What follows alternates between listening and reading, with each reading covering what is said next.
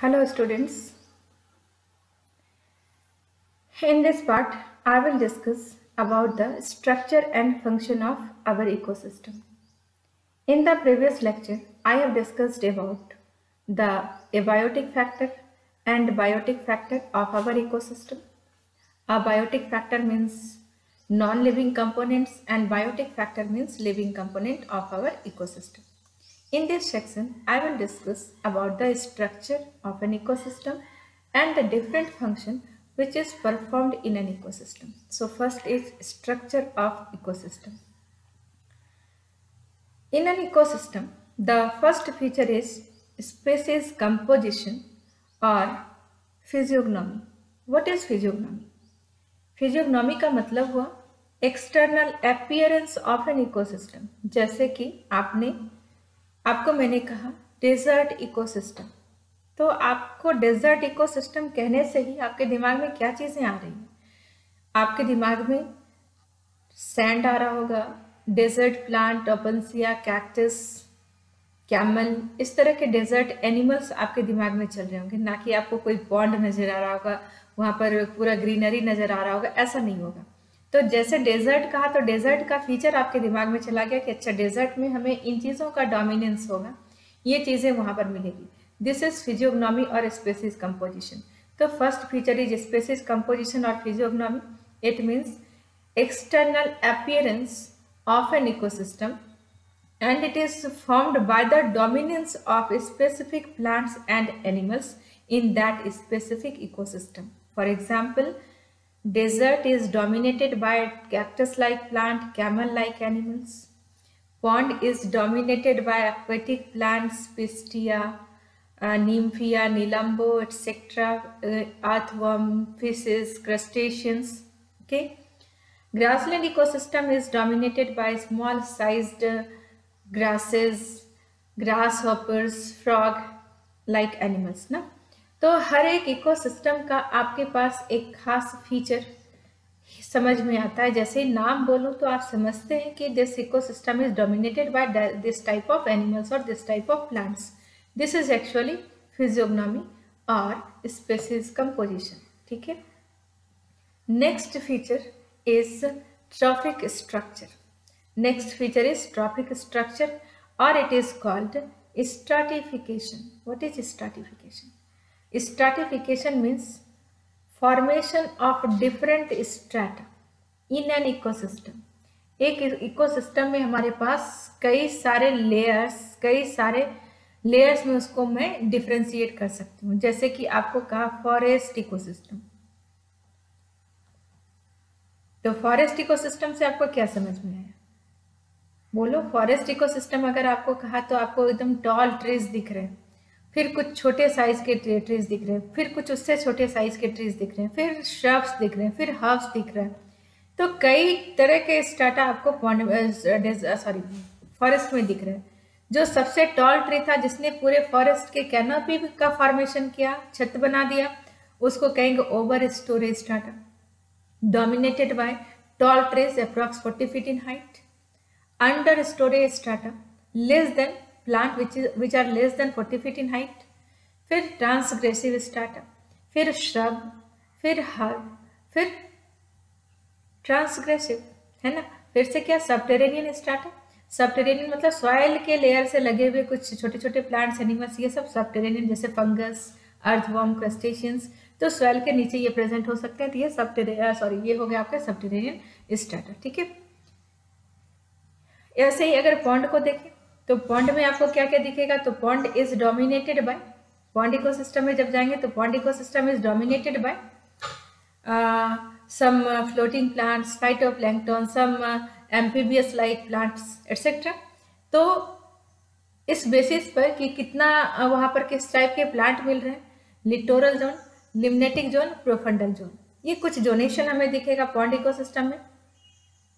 Littoral zone 6 metre height तक में, limnetic छिछले water में मतलब किनारे में जो कम पानी रहता है वहाँ पर जो डोमिनेंस होगा प्लांट्स का। प्रोफंडल जोन लो लाइट जोन है, यहाँ पर लाइट नहीं होगा, एफोटिक जोन कह सकते हैं। यहाँ पर जनरली प्लांट्स नहीं मिलेंगे, जो होंगे वो सब के सब एनिमल्स होंगे या फिर सेप्रोट्रॉफिक ऑर्गेनिजम्स होंगे। तो ये हो गए हमारे पास different stratification in pond. Grassland में भी ऐसे स्ट्रैटिफिकेशन हमें दिख सकता है कि कुछ श्रब होगा, कुछ हर्ब होगा, कुछ ये आपके सबटेरेनियन स्ट्राटा में यहाँ पर भी कुछ ऑर्गेनिज्म प्लांट्स दिख सकते हैं, एनिमल्स दिख सकता है। क्लियर? तो दिस वाज स्ट्रैटिफिकेशन।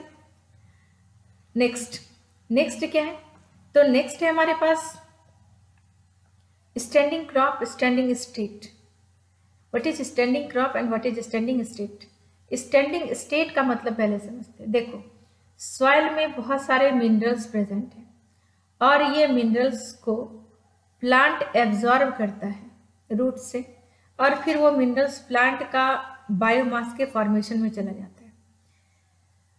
तो कुछ मिनरल सॉइल में फ्री कंडीशन में है जो कि प्लांट में नहीं गया है, और कुछ मिनरल प्लांट्स में चला गया है। तो जो प्लांट में चला गया है, that mineral constitute the standing crop, and those the minerals which are present in the soil constitutes or are called minerals in standing state। तो एक हो गया स्टैंडिंग स्टेट जहां पर मिनरल फ्री फॉर्म में सॉइल में है, और दूसरा हो गया स्टैंडिंग क्रॉप जिसमें मिनरल सॉइल से प्लांट में चला गया, प्लांट के बायोमास का फॉर्मेशन कर गया। क्लियर? ये था स्ट्रक्चर। नेक्स्ट अब फंक्शन को डिस्कस करते हैं। एक इकोसिस्टम में डिफरेंट फंक्शंस होते हैं, जैसे डिकम्पोजिशन, जैसे प्रोडक्टिविटी, जैसे एनर्जी फ्लो, जैसे बायोजियोकेमिकल साइक्लिंग और मिनरल साइक्लिंग। पहला सुना आपने डिकम्पोजिशन। आज डिकम्पोजिशन बता के कल हम लोग इसके आगे प्रोडक्टिविटी को डिस्कस करेंगे। What is decomposition?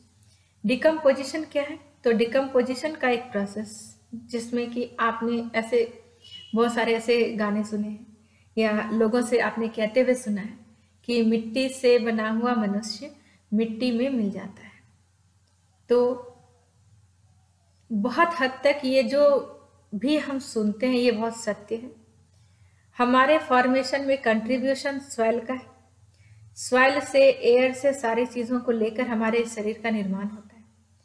धीरे धीरे एजिंग होती है, एजिंग के बाद हमारा डेथ होता है, और डेथ के बाद हमारा क्या होता है? तो हमारे बॉडी में जितने भी न्यूट्रिएंट कंपाउंड फॉर्म में थे, कॉम्प्लेक्स फॉर्म में थे, इनका माइक्रो ऑर्गेनिज्म सिंप्लीफिकेशन करते हैं, और इसी सिंप्लीफिकेशन के प्रोसेस को डिकम्पोजिशन कहते हैं। जैसे सपोज मेरा ये फिंगर टूट के नीचे चला गया, या प्लांट से कोई लीफ टूट के नीचे चला गया, तो जब तक ये मेरे बॉडी का पार्ट था तब तक तो ये फिंगर था, लेकिन जब ये टूट के नीचे चला गया तो ये डेट्राइटस हो गया।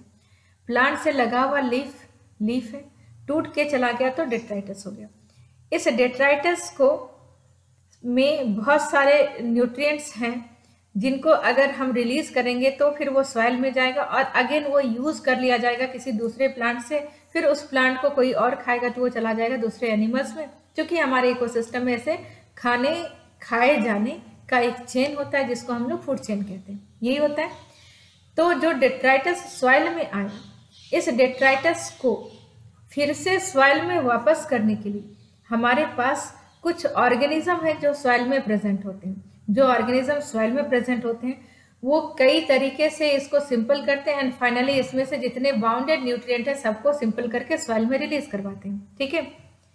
तो decomposition is the process through which complex nutrients present in dead bodies of animal or plant is released again in the soil with the help of some microorganism, bacteria और fungus। ठीक है? ये decomposition का process कुछ step में होता है। First step is fragmentation, second step is leaching, third step is catabolism, fourth step is humidification, and the fifth step is mineralization। So first step is fragmentation। क्या होता है फ्रेगमेंटेशन में? तो जो भी डेड पार्ट या डेट्राइटस सॉइल में है, उस डेट्राइटस को छोटे छोटे टुकड़ों में तोड़ देते हैं। सॉइल में प्रेजेंट कुछ डेट्रिटिवोरस एनिमल जैसे क्रस्टेशियंस, मिलीपीड्स, सेंटीपीड्स, अर्थवॉर्म, ये सब उसको च्यू करते हैं। च्यू करने से वो टूट जाता है, वो नरिशमेंट लेते हैं इसलिए च्यू करते हैं, लेकिन वो छोटे छोटे टुकड़ों में टूट जाता है। This step is fragmentation. What is fragmentation?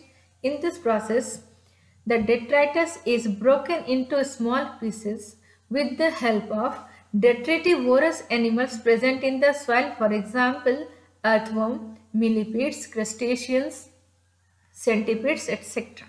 ठीक है। Second step is leaching. What is leaching?